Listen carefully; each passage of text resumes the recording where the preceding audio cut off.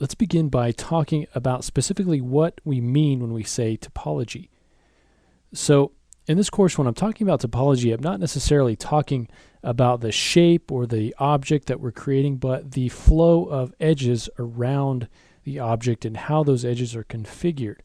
So our objects, we're making out of polygons or even NURBS or sub-Ds or whatever we're working with, they're going to have a certain edge flow to create that piece of geometry. Now here you can see that we have three spheres that look pretty much the same. Okay, they've got the same round shape, so we've achieved that, but the topology can be much different to achieve the same sort of a look. So here you can see that we've got a kind of typical sphere kind of topology, and we can see that the topology on this is that we've got edges flowing around from left to right. Okay, we can think of this as kind of like a globe, and then we can see that the geometry is flowing like the lines of longitude here into poles. So they all flow into the top and meet at a single point and flow down to the bottom and meet at a single point. So that's one way to achieve a sphere shape. Okay, that gives us a nice clean edge flow in this area. The downside is that we do have this pole, which is this single point with a number of edges flowing into it. So if we're smoothing this or sculpting it, it can cause some issues at that particular point. But we can also come up with a sphere that looks more like this. And this is actually derived from a smoothed cube. So this gives us a really clean flow of edges. You can see we have a number of edges flowing this way, a number of edges flowing this way. And then up here, you can see where we have these sort of corners where we have a couple of points that have only 3 edges flowing into them. And then on the top, you can see pretty much the same as this. So you can kind of see the 6 sides of the cube there if you look at it, but it gives us a sphere shape. Okay, this can be good for sculpting as well because we get a lot of nice clean quad geometry. The quads are simply these 4-sided polygons, whereas here around the poles we have all of these triangles. And the triangle is the most basic building block of our polygon shapes.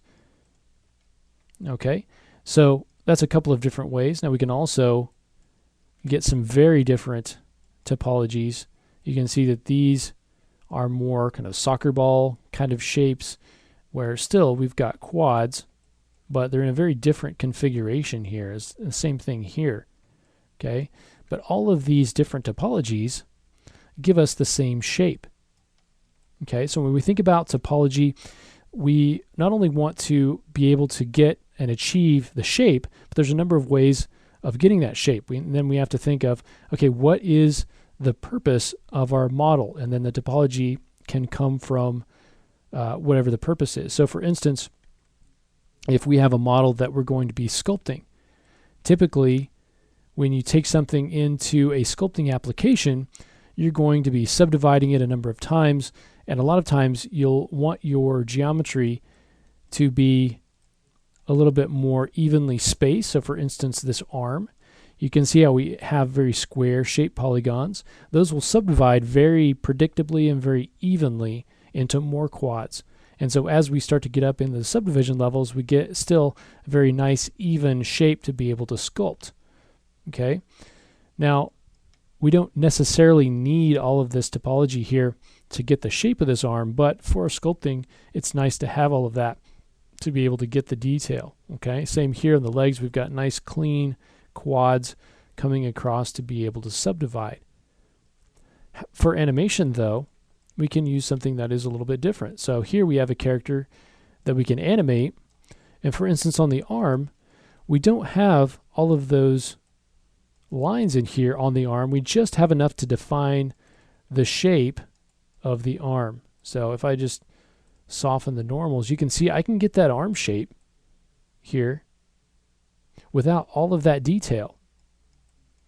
You can see that I've added detail in specific areas for areas that are going to deform, but I have some triangles in here to define specific areas, and you can see that it is a lot different from something that is a little bit more for sculpting purposes, okay, where it's kind of really subdivided a little bit more, and you don't have a lot of triangles and so forth. So you really have to think about not only the shape that you're trying to get, but also the purpose behind the model that you're creating, whether it is something that's going to be rendered for a film, whether it's something that's going to be sculpted. You want to have a high resolution mesh with a lot of quads, whether it's a final model that's going to be animated in a game engine where you can use triangles and you're working under a polygon budget. And so these are things to think about.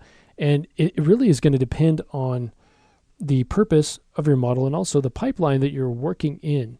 Okay, typically that will be made clear to you whether you can use triangles in your deliverables, whether, typically in my experience has been mostly with film. And so typically it's going to be quads because they're going to be applying a subdivision algorithm to it. So that means they're going to be taking the mesh and smoothing it, and you want to have mostly quads when you're doing that.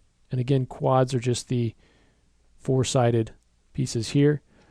If you're working in games, you can have triangles. All of these polygons at render time are going to be tessellated into small triangles. That's the most basic building block of polygons. And so if we already have triangles set up, and we have working under a polygon budget, meaning we have a specific number of polygons we want to stay under for a particular asset or character, that's going to make the computing of that go much easier. Okay, so again, it all depends on the purpose. Now, typically, in my experience, the n-gons you want to kind of avoid.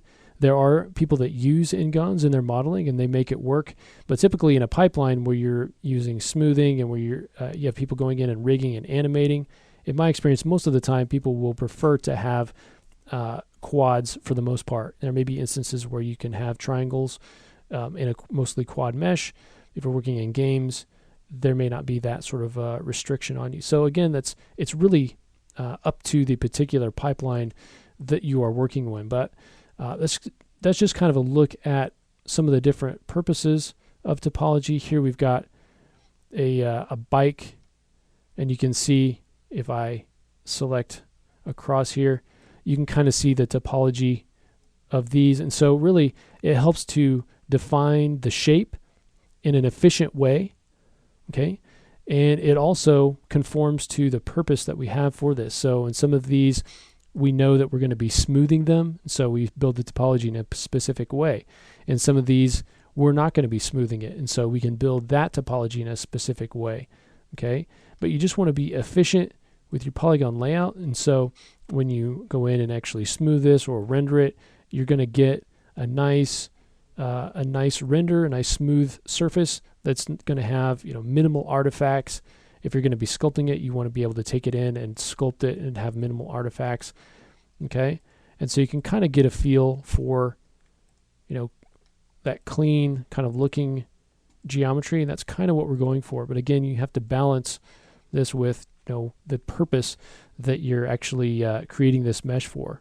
So coming up, we'll talk about how geometry can help, how you can define the shape with your topology, and we'll really look at some issues that students have come across that we found from talking to students that they can kind of when you're just starting with topology and building geometry may not be completely clear. So we want to clarify that for those of you who just haven't had a lot of experience with that and really want to make efficient models.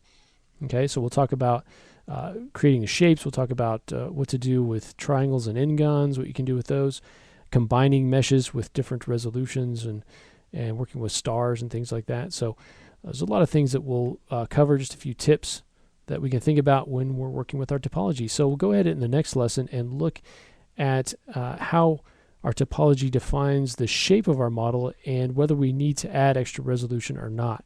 So we'll go ahead and talk about that in the next lesson.